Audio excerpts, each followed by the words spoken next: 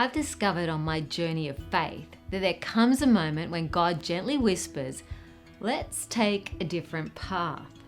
Rather than fully embracing His lead in all aspects of my life, I've sometimes opted for the comfort of familiar paths, inadvertently creating these deep ruts instead of exploring new horizons and new ground with Him.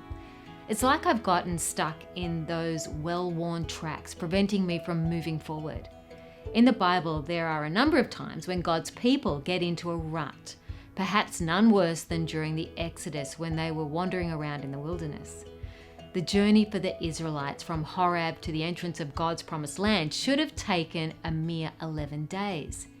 Yet, swayed by unbelief, they turned away and wandered in the wilderness for 40 years. Now, God extends the call to move forward. They've once again challenged to trust God's promises.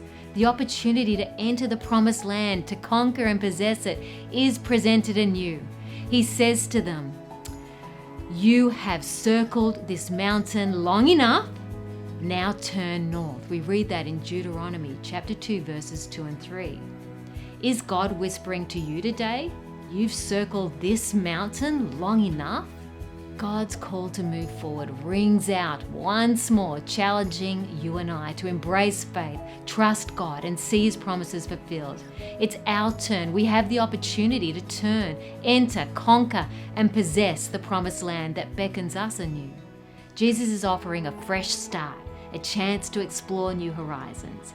Moving forward requires leaving the past behind instead of replaying the old narrative, "I've tried before," or "I'm too old," or even "I'm too young." Let's fix our eyes on Jesus, the author and perfecter of our faith. Move on into a new life that Jesus has for us. In the words of Apostle Paul, it's no longer I who live, but Christ lives in me. The life I now live in the body, I live by faith, by adhering to, relying on, and completely trusting in the Son of God who loved me and gave Himself up for me. That's Galatians chapter 2, verse 20 in the Amplified. Today, surrender that place of failure to Him and claim victory, laying hold of the promises God has graciously given you. Take His hand. He'll never fail you. God bless you.